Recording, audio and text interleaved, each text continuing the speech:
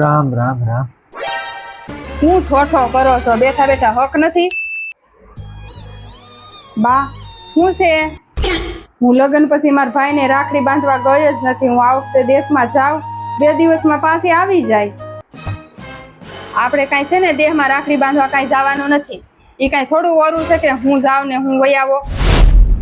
કેટલા ટિકિટ ભાડા છે, 1000 જવાના ને 1000 આવવાના. એની કરતા એક કામ કરો, કુરિયરમાં મોકલી દો રાખડી. એવા ખોટા ખર્ચા ન કરવાના હોય.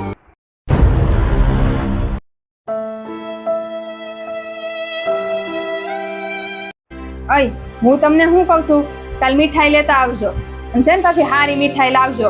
મારા ભાઈને રક્ષાબંધનમાં રાખડી બાંધવા જાવી હોય ને એટલે કહું છું. હા તો કાંઈ વાંધો નહીં, લેતો આવે. અને ઈ તો કે તું રાખડી બાંધવા ક્યારે જવાની છો? કેદી એટલે રક્ષાબંધનના દિવસે, કાંઈ પછી કે પેલા ગઈશું?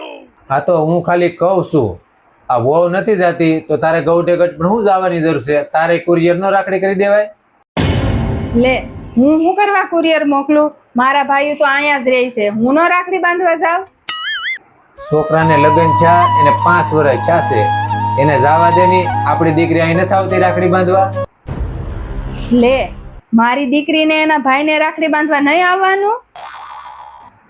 ના ના, હું એમ કહેવા નથી માંગતો. તને જેમ દીકરીની વાટ છે એમ એના માવતરને પણ દીકરીની વાટ નહીં હોય.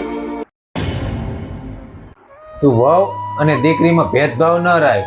તું રાખડી બાંધવા જા, દીકરીને રાખડી બાંધવા તેડાવ અને વહુને રાખડી બાંધવા જવા દે.